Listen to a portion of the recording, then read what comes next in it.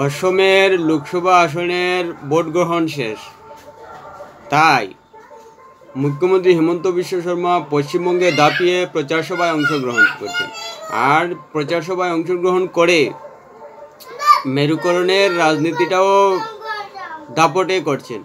যদিও মেরুকরণ শব্দটা একটা বিরক্তির, বিশেষ করে ভারতীয় উপমহাদেশে, তবুও কিন্তু বিজেপি নেতারা বা প্রধানমন্ত্রী যে লাইনে গিয়ে রাজনীতিটা করছেন সেই লাইন ধরেই মুখ্যমন্ত্রী হিমন্ত বিশ্ব শর্মাও রাজনীতির প্রচারটা করছেন। আর এতে হিন্দু এবং মুসলমানের মধ্যে যে মানসিক তফাৎটা রয়েছে সেটাই উঠে আসছে হিমন্ত বিশ্ব শর্মার কথায়। এবার তিনি পশ্চিমবঙ্গের প্রচারে বলেছেন যে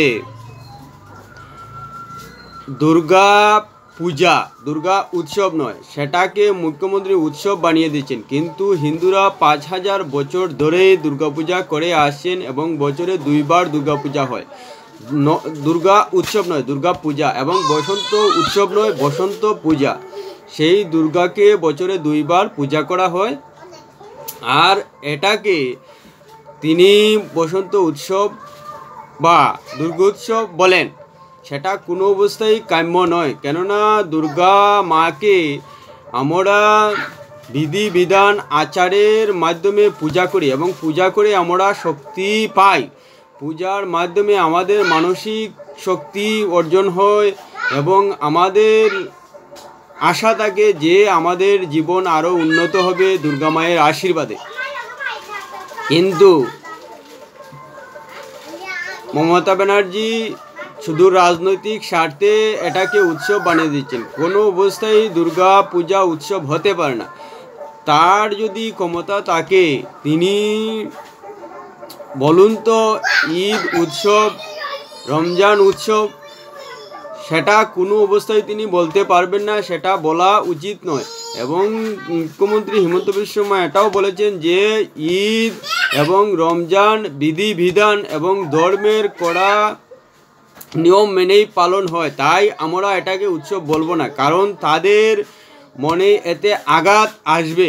তাই ইসলাম ধর্মাবলম্বীদের মনে আঘাত দিয়ে কখনোই ঈদকে, রমজানকে উৎসব বলা ঠিক নয় এবং বলা উচিতও নয়।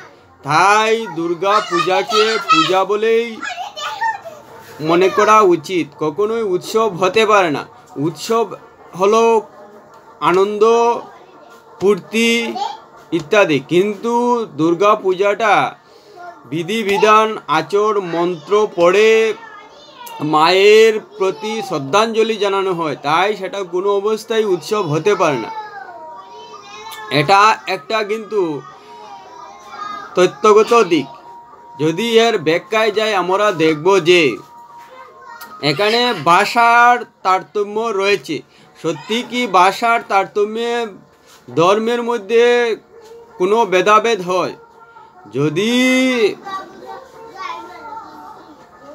একটু তলিয়ে দেখা যায়, অবশ্যই আমরা দেখব যে ভাষার মধ্যে ভেদাভেদ হয়।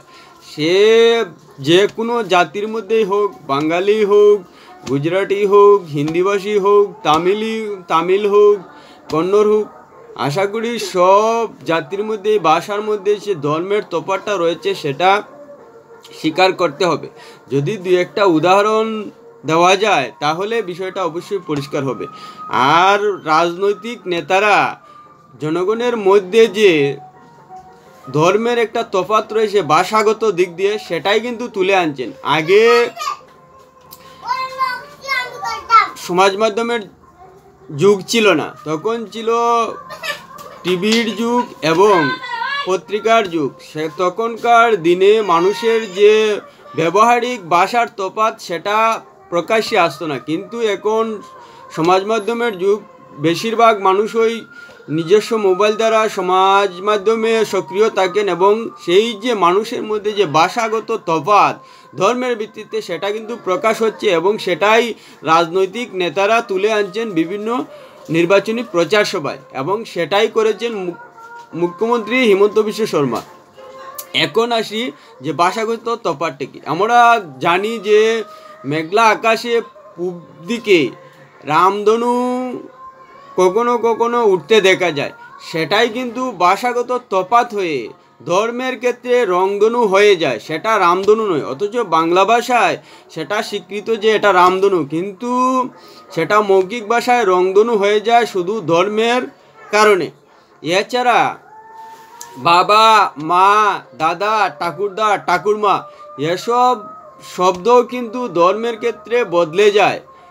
আর ভাষাগত তফাৎ যে ধর্মের ক্ষেত্রে রয়েছে, বাবা, মা, ঠাকুরদা, ঠাকুরমা, রামধনু এসবই পরিষ্কার হয়ে যাচ্ছে। কেননা আমরা জানি যে বাংলা ভাষায় এগুলো স্বীকৃত এবং বাঙালি হিসাবে এগুলোই পরিচিত ডাক, কিন্তু ধর্মের কারণে সেই ডাকও মুখে আনতে সমস্যা হয় বলেই এগুলোকে বদলে অন্য নামে ডাকা হয়।